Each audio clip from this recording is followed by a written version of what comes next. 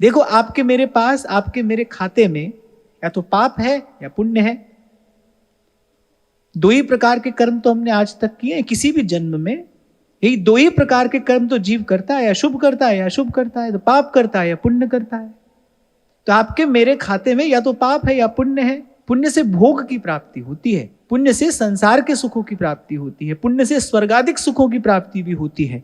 पर पुण्य से भगवत भजन की ओर मन नहीं जाता। भगवत भजन की ओर तो मन जाता है किसी साधु की, किसी संत की कृपा से, उसके शुभ संकल्प से। जब एक संत निष्काम भाव से भजन करता है ना, कि वृद्धि आस्तिक भाव की, शुभ मंगल संचार, अभ्युदय सब धर्म का, राम नाम विस्तार, जब कोई इस भाव से भजन परायण होता है, कभी पहले भी आपको मैंने कहा था, उसके फिर रोम रोम से ऐसा कोई परमाणु विकीर्ण होता है जो हम जैसे लोगों को आकर स्पर्श करता है। फिर हमारी इच्छा होती है कि हम भजन करें। इसलिए तो कल आपको कह रहा था, भाई कोई और बात समझ में आई कि नहीं आई? एक बात समझ में आ गई, संत ना होते जगत में,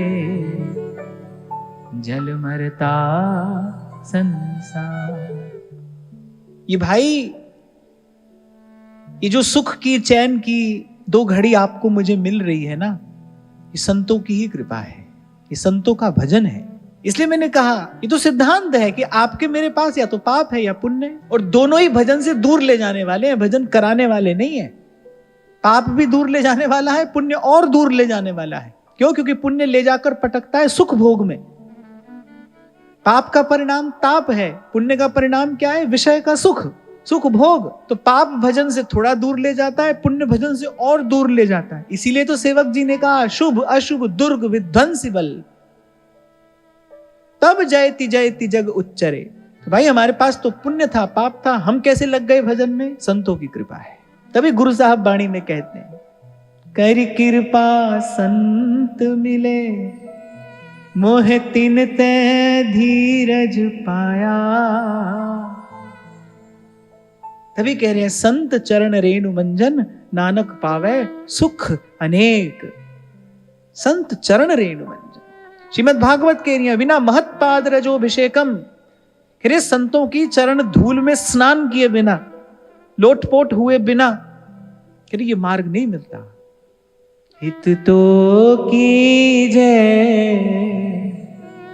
कमल नयन सो, कमल नयन सो, जाहित आगे और हित लागे फीको,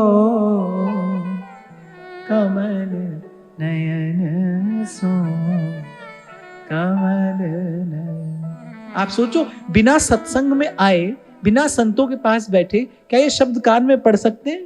के हित कीजे साधु संगति सो, साधु संगति। और हित शब्द का एक सौंदर्य है। हित का अर्थ क्या है? केवल प्रेम नहीं, हित का अर्थ है निष्काम प्रेम। क्या हित कीजे साधु संगति सो, जावे कलमश जी को, कमल नयन सो, कमल नयन। अपने प्रयास से तन बदल जाता है, अपने प्रयास से धन भी बदल जाता है, पर मन तो भाई संत की कृपा से ही बदलता है।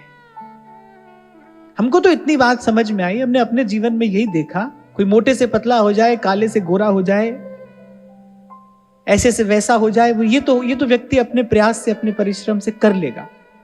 आज दरिद्र है, कल धनी हो जाए, ये भी अपने प्रयास से कोई करना चाहे तो कर लेगा। कर्म प्रधान विश्व करी राखा, मन नहीं बदलता है। इसीलिए कह रहे हैं, हित कीजे साधु संगति सो, जावे कलमश जी को।